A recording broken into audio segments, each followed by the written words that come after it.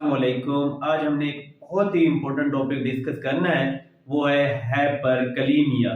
CKD और एकेआई के patient में एक इम्पोर्टेंट और लाइफ थ्रेटनिंग कॉम्प्लिकेशन है, दैट इज हाइपरकलीमिया।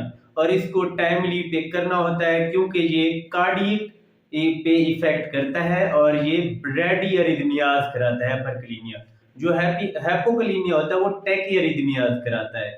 इसलिए इसको आपने जल्दी जल्दी पिक करना है और ईसीजी पे इसकी फाइंडिंग्स होती हैं। जो एग्जाम में मल्टीपल उसने टाइम पूछा हुआ है। और हाउ टू डीपुटाश पेशेंट वो भी आज हमने डिस्कस करना है कि जो हाइपरकलीमिया का इमरजेंसी में पेशेंट आया आपने क्या क्या उसको देना है ताकि वो लाइफ थ्रेटनिंग कॉम्प्लिकेशन से बच सके। सबसे पहले तो ये है कि जब आप एकेआई या सीकेडी का पेशेंट है उसकी ईसीजी हर पेशेंट की रिकमेंडेड होती है और सीरम इलेक्ट्रोलाइट भी कराने होते हैं। तो हम अब आज मैंने आप लोगों को ये बताना है कि सीरम जो पोटाशियम है वो 6 to 7 मिलीमोल होगा तो ईसीजी पे क्या फाइंडिंग होगी। Tall tented T wave most common finding, first finding peak T wave या टाल टेंटेड टी वेव। ये मल्टीपल टाइम यूएचएस के एमसीक्यूज में और एससीक्यूज में उसने पूछा हुआ है।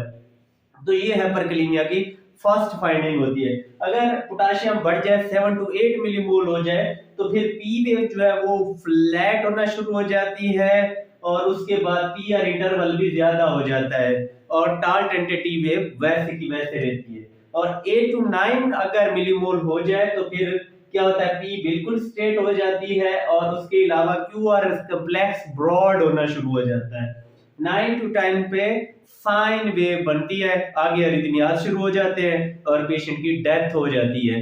तो इसलिए ये बहुत ही इंपॉर्टेंट टॉपिक है क्योंकि हाइपरकलीमिया को आपने इमरजेंसी में मैनेज करना होता है। अब चलते हैं इसकी मैनेजमेंट पे। सबसे ज्यादा जो उसने मल्टीपल एमसीक्यूज पूछा, what will you give immediately, what will you give immediately कि फौरन क्या देंगे और what will be your first treatment in hyperkalemia, that is calcium gluconate, IV calcium gluconate. क्या ये कम करता है पोटाशियम को? No no, it only stabilize the cardiac membrane, it's a cardio protective. तो फिर क्या होगा, मेम्ब्रेन को स्टेबलाइज करेगा तो अरिथमियाज नहीं होंगे। 10 ml 10% ये कैल्शियम ग्लूकोनेट इंजेक्शन इमीडिएटली देना होता है। अब what will you give to lower the potassium, that is insulin, salbutamol और डेक्सट्रोज वाटर, सोडियम बाइकर और ड्रग्स हैं। कैल्शियम ग्लूकोनेट लोअर नहीं करता, ये जस्ट कार्डियो प्रोटेक्टिव है।